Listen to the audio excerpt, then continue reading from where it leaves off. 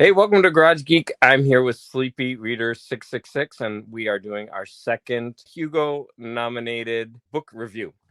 Yeah. The last one we did Or was discussion. I don't know. Are we reviewers or are we just? oh yeah, we're discussing. Bullshitters? Last time we did the Daughter of Dr. Moreau. Yeah, we did that on my channel, and so I guess we're going to go back and forth between our channels.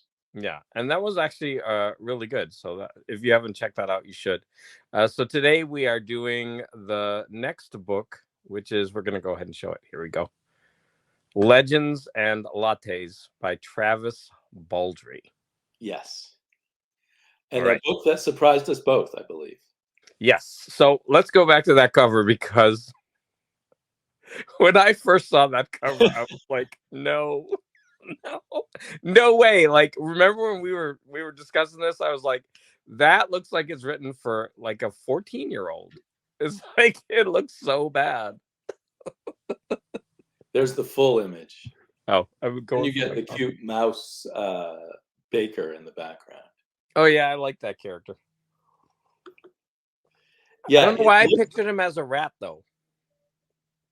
Was he a rat or a mouse? Yeah, he was a rat, wasn't he? Yeah, but they're showing him as a mouse. Yeah.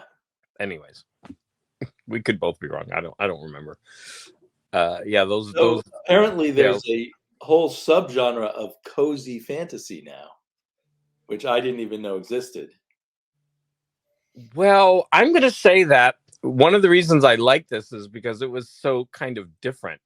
But if I were to read more of these, then I probably wouldn't think that this was special. So right. I'm glad this is the only one that I read. And I don't know if the other cozy fantasies are like it. I picked that up from, I watched a few interviews with the author who mentioned cozy fantasies and mentioned his cozy fantasy authors he liked, one of whom he listed as sort of a pre-cozy fantasy, but was Terry Pratchett. I don't know if you've read any of his Discworld novels.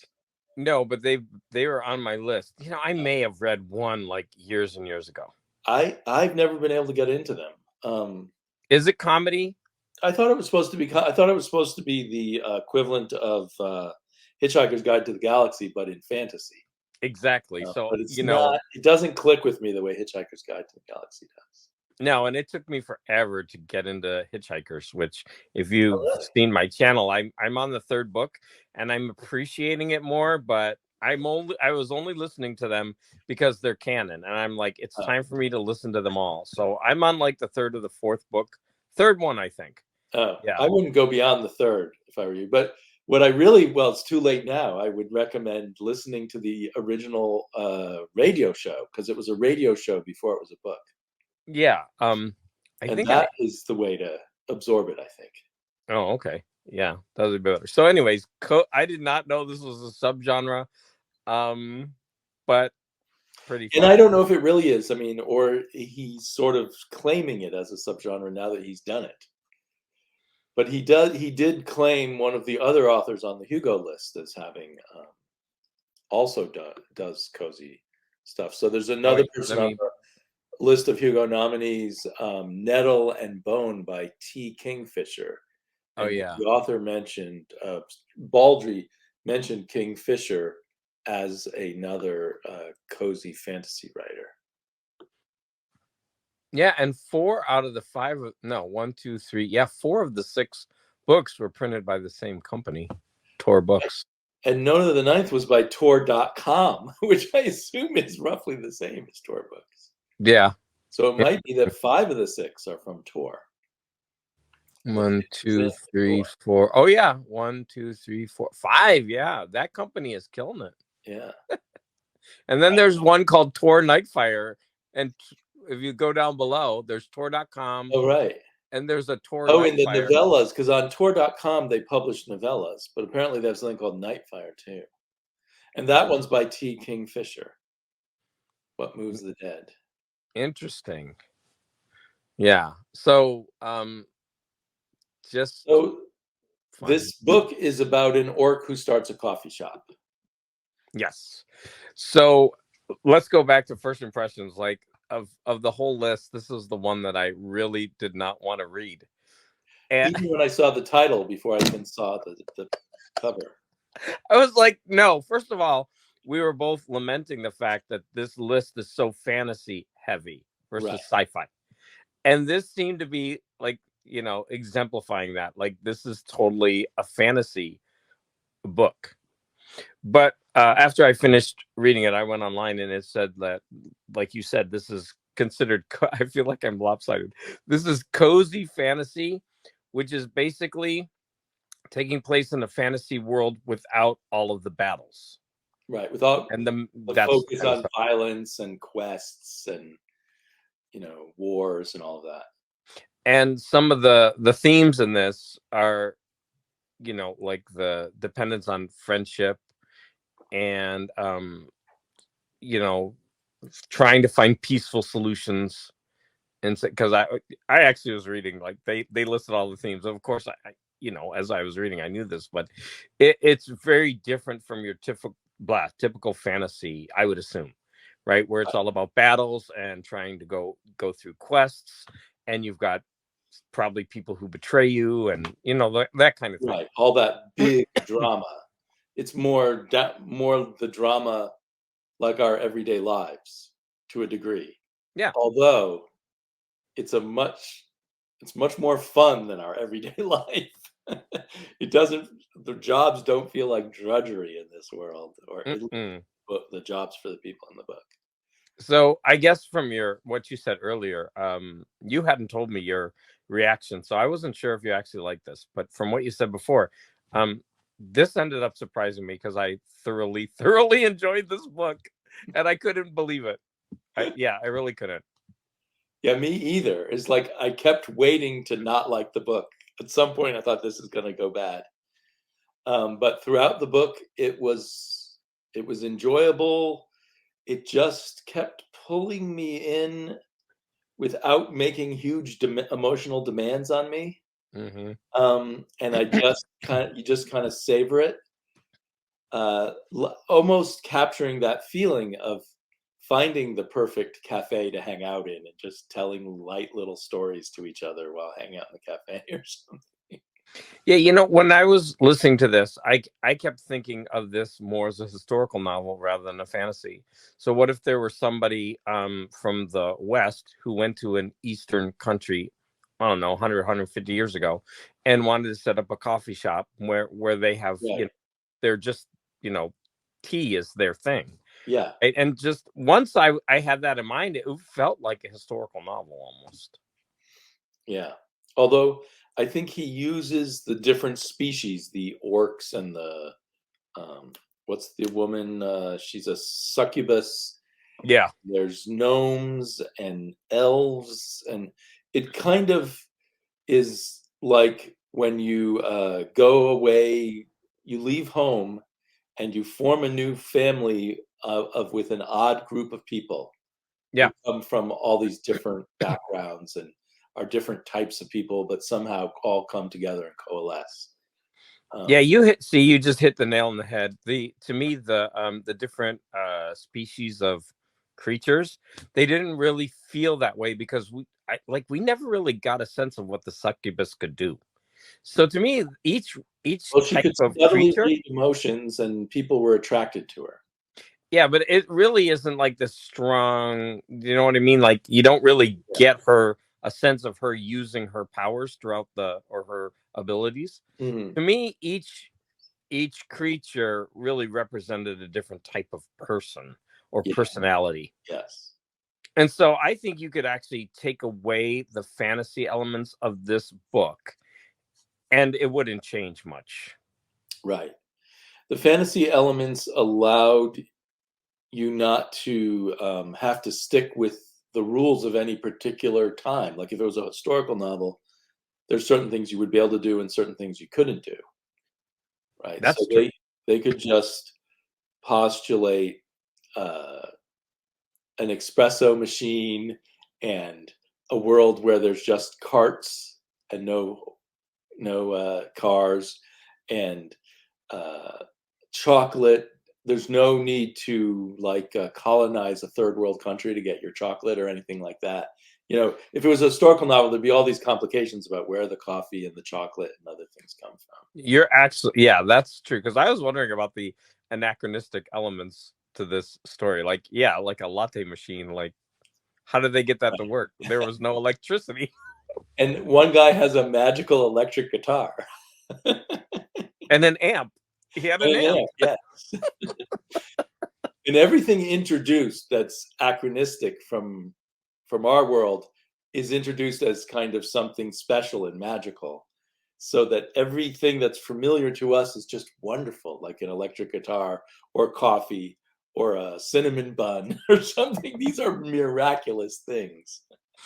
Yeah, and whenever that would happen, it would get you to stop and think about how these, common items that, we take for granted, can be magical. And every time they introduced a new step in the coffee shop, like a to-go mug, The it to-go was like, really bothered me. That was pushing me too far. because they came up with these, these creations, so one after the Right. other, which Hey, is what you really need now that we have a successful coffee shop is a to-go mug. yeah. But these are In slight evil quibbles. orc and elf worlds. Slight quibbles to this, It's kind of really like fun the Flintstones or story. something. Exactly. You're right. It is Yeah, and like, you can't. You're having too much fun reading the novel to really care. But yeah, it's like you don't even just care. sort of It's know, such a fun, hey, that makes no sense. yeah, it's such a fun, quick read that you're just enjoying it. And you actually really get into the struggles of the main character, which to me shows that this is a well-written book. It was very well written. It was very well narrated too, which sometimes I Yes. wonder, because we both listened to the audiobook. Sometimes I wonder if I'd have the same experience if I read it on my own, if the narrator is that good. And it should be said that this person is a professional audiobook narrator. This is his first novel. He wrote it in 2001 for NaNoWriMo and then decided to self-publish it. And within months, it was picked up by these publishers. Did you say 2001 or was it Sorry, 2021? 2021. Yeah. 2021. Yeah, and he narrated it himself, right? Right. That's what I thought. So, He did a great job. He is narrated. I have it on one of these tabs. He's narrated at least 50 audiobooks before. Yeah, let's put it. Let's see if I can find it. Yeah, he was really good at changing his voice for the different characters. So for Tantor Media alone, he's done 55 books. Wow. And so I think that he's narrating the book he wrote is probably the best narration of his life, I would guess. But he's had a lot of practice. Yeah, like I said, he's very good at changing his voice for the different characters. So it's kind of one of these miraculous publishing stories where it's his first novel, he self-published it, and it immediately took off. Now, maybe because he'd had this experience as a narrator, maybe he knew some people in publishing who were paying attention to his book, but it still was a really great book. And so because he became famous, he decided to get a perm. There's a more reasonable picture of him. Yeah. Do you see this cover of the book that says Legends and Lattes? Yeah, that's the British version. I much prefer that cover because it's like the chalkboard of a coffee shop. Right. Which is mentioned repeatedly. And I assume it's actually a visual in the book, maybe. I'm guessing in the written book you would see the chalkboard. Oh yeah, I never thought of that. You're probably right. Because he always reads it from the beginning again. So I imagine it's just a visual. It's almost like a chapter break with a new chalkboard as they add new things that they're offering at the shop. Yeah, that's true. So I much prefer that cover than the one we got. Yeah. Well, in Britain, they somehow like things more tasteful than. I don't know why Americans prefer that. I mean, there's some good things. When I see the whole painting, it's better. It's better. I don't like the figures of the two. They just look kind of goofy. Yeah, and like I said, I think this is meant to appeal to a young audience, and I actually want Right. to talk about this.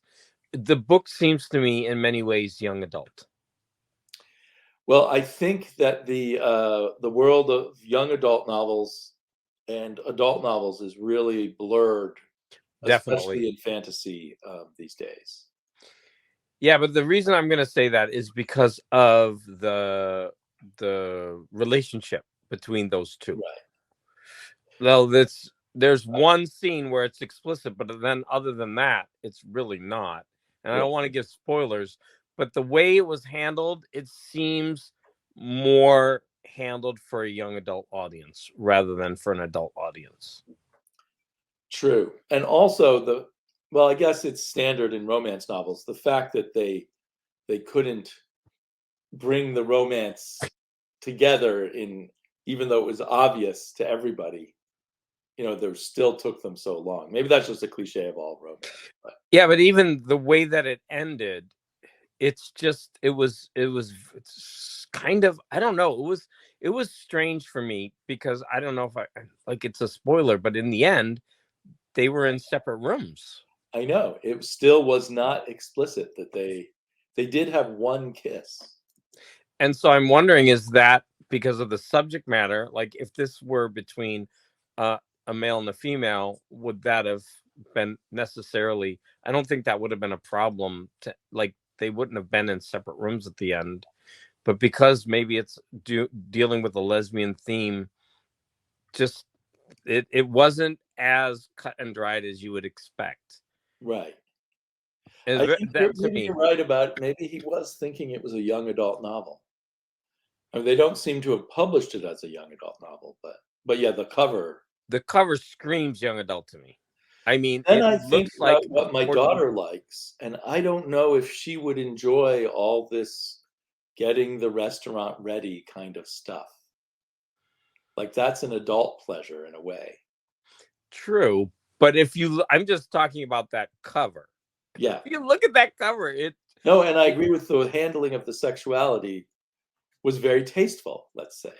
yeah, very subdued. Right. Yeah. I think So he was also trying not to make a big deal out of it, not trying to be sensational about, hey, we've got lesbians in this book. It's just like, yeah. this is just what happens. We never even mention whether there's any issues about being heterosexual or a gay or anything. It's just Yeah, none of that. So it was just something that I wondered about because um of the but way that it was it was handled. odd with the separate bedrooms as the happy ending. Yeah, it didn't make sense to me, but maybe it was just another step in their, complicated relationship. So here's, like, definitely look at that one.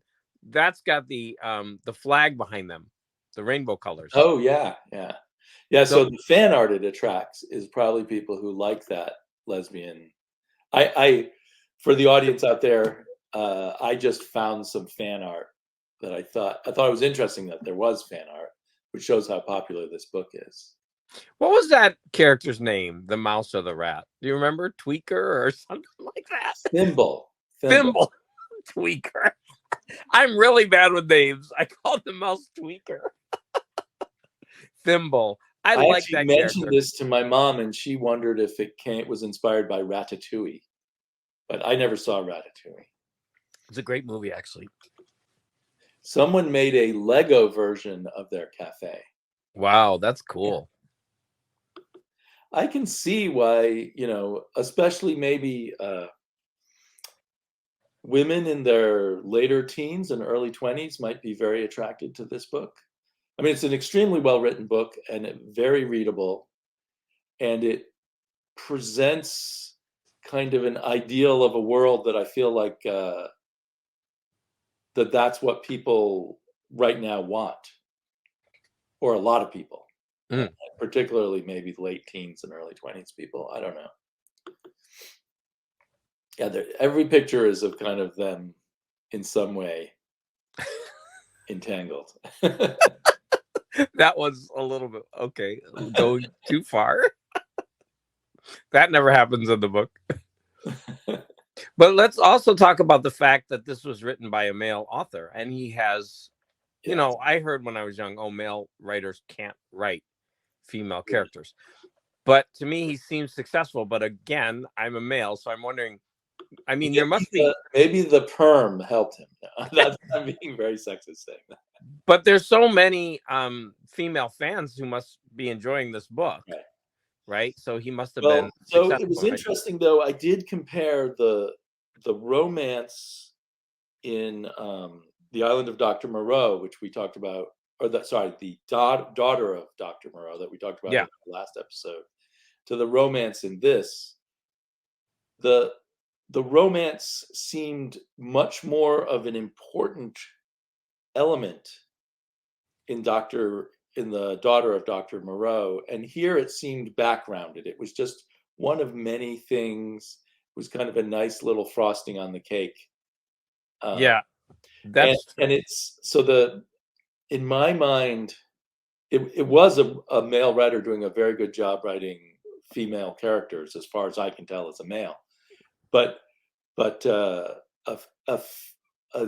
standard, at least female of our generation, going to write a novel with romance would put the romance more front and center. Maybe there was still a male aspect of being more interested in running the business and all of that kind of stuff. I was also thinking that, as we mentioned before, one of those themes is how we have to sometimes rely on friends. Like we can't always we have to sometimes ask for help, and we have to build this community. Yeah. And so I think the friendship was more important than the romance, right? Yeah. Because this is a person that she learned that she could depend on. Very much so. And maybe in the end, since we've spoiled it, with them having 2 rooms, the idea is they're still more friends than lovers, but they probably will become lovers in the future. Yeah. But the friendship is the important thing. Yeah. And the community that she builds with all the people around her, of all these like disparate characters, they just all somehow come together and make it work. And they're willing to help in times of, distress, community building. So that was really well done. Yeah. Yeah. So when you're talking about a feel-good novel, right, where, even when things go horribly wrong, then these people come in despite your own wishes, they take over and they do what's best for you. It was more even though it had all the furniture of fantasy novels, the real fantasy was how well everything turns out. And you'd wish that would happen in your life, that all your friends would stay your friends and would build from there, rather than, well, I don't know how your life goes, but mine is like, you make some friends, but you lose some other friends, and everything kind of is always in flux. Well, actually, she was transferring from one friend group. Well, that is true. You're into another friend group, and she was forming all these new alliances, and her old friends keep intruding. And in fact, that's one of the conflicts, the major conflicts of the novel. Well, because the old friend group was the unhealthy friend group. Although some of them were able to transition and help. That is true, right? But not some of them weren't. Yeah. Oh, did you hear the extra story that's at the end? I did. Yeah. Yeah, so that's added to the novel. That was also very good. I was like, oh God, I don't want an extra short story. I'm happy with the novel. But then that was a very good prequel setting up why she started, how she got to the beginning of the novel. Yeah. But it would have been a bad thing to have at the beginning. So it was one of the few times where I enjoyed a prequel after the fact. Yeah, when I started listening to it, I was like, ugh, I really don't want this. It feels tacked on. But then after a few pages or whatnot, I was into it. Yeah. So it was good. So I don't know, there's some kind of alchemy where he's taking things I think I won't like and he's making me like them. Yeah, maybe. Yeah, that's the magic of this book, right? That's why it's in the fantasy section. Yeah. I swear I never would have in my life think that I would like this book. You know what's weird, and this is a very distant memory of mine, it reminded me of the way I felt as a kid reading the Boxcar Children. Oh, I never read those. I had them in my classroom, but I never read Well, them. there's a whole series of mysteries, but the first novel is just about how they're on their own and they find this boxcar and they set up a little home in the boxcar. And the oldest child, I think it was a boy, but it might have been a girl, goes into town and finds some adults who will give him work so that he can earn a little money to. So it's all just about, like, 90% of the novel of the Boxcar Kids is just about how they make their life in this cozy little boxcar that they found. And so that's the last time I can remember having that experience of, like, just enjoying all the little details of putting something together. Nice. Yeah, I think this book is going to surprise people. The thing about this book is, like, it's not something that you would really take seriously, right? It's kind Right. of like entertaining fluff that you really enjoy. But it's, it's not a heavy hitter for Right. me. So I don't know how to react. Like, should something that is masterful fluff get an award? And should that award be the Hugo Award, that went to Dune and Neuromancer, and I don't know if it went to the Ex- Foundation series, but those kind of books. exactly. So far we've had two novels, right? One, The Daughter of Dr. Moreau. And then my dogs are starting to play over here. And then this one. And so far we've enjoyed them, but we don't, like, I wouldn't pick either one of these to be like the top novel of the year Right. so far. But we have enjoyed them. They're not bad. If you had to choose between these two, which would you give an award to? I would probably choose the latte one. Yeah, me too. But I feel bad because the Moreau one was trying to tackle big, important issues, but it just didn't. And I think the reason for me is it, in a fundamental way, that book disappointed me because I had a certain expectation because that author used the Moreau name. I expected something, and she never persuaded me that she was able to handle it the right way. If she wanted to do it, she needed to really, really convince me, and she didn't. Although she wrote very good novel, but I still wanted horror. That's just me. You want to show something on there? Let me see. I was just looking at the list again. So it turns out The Spare Man is a science fiction book. Oh, good. And intriguing to both of us because I know we've both mentioned liking its billed as the Thin Man in Space. Interesting. So it's like a detective. Gonna have a lot to live up to, also, I think. So it's going to be more detectives fiction, right?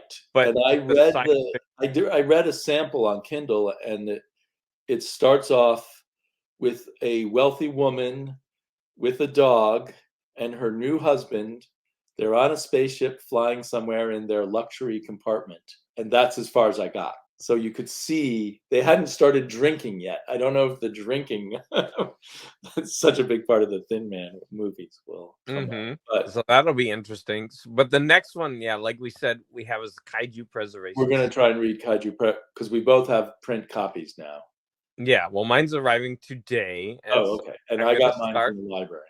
So I'm going to definitely start that hopefully tomorrow. I don't think it's very long because the only thing I could get from the library was the large print edition, and even that wasn't very thick. So I think it's not too long of a novel. And I'm not sure if it's fantasy or science fiction, actually. It sounds like a mix of both to me. I mean, it's about like Godzilla-sized monsters, so it's probably not about space. No, it's not about space. But you don't have to be about space to be science fiction. Like, no, time machines and all that. It's more like, I don't know, about like giant monsters. We'll see. And I guess they need to preserve them, right? So they're going to set up a Jurassic Park for them or something. I don't know. Right. Did you have any other pictures that you needed to share before we? I think we quickly looked through all of them. Yeah. I think I just had fun seeing how the author changed his look. And I had fun seeing all the So there is a sequel, which we haven't been able to figure out whether it has the same characters or not. Why are they saying like a warm hug of a book? So that means T. Kingfisher has already read it. Right. I think it's already out. I think you could buy it too. Oh. I don't know if it's out as an audiobook yet or not. Yeah, so we were saying that looks like the main character, right, in the Right. center, but we don't know if that Why is... would she be at a bookstore since she had her happy ending at the cafe? And wait, what is she holding in her hand? It Is looks like some kind of bun with currants in it or something. So maybe the coffee shop becomes a bookstore coffee shop. Maybe, yeah. It's a little creepy looking bun when you... It looks like it has flies in it. Yeah. And she's got a dog now, but that dog looks like it has a beak. I don't know if it's just... It looks like half part cat, part bird, and part dog, maybe. Yeah, it looks like an owl. Interesting. And then there's a kind of Puss in Boots kind of cat character already. I would definitely read this book. I'm curious to see where it goes. I'm just looking to see if it's available. It is available. So this author is at least... Oh no, prolific. for pre-order. I'm sorry, it's available for pre-order. Oh, okay. So it's gonna... maybe it's not quite out yet. Yeah, it's gonna be out soon. So that's cool. So anyways, I wanna thank you for joining me. This is the first time that I've done a live stream, and I have my I'm doing this on my iPad, and if you saw me bouncing around, I've got this balanced on 3 pillows. It's weird because my camera on my computer, it's in the center, but on my iPad it's off to the side, so I always feel like I'm a little bit lopsided.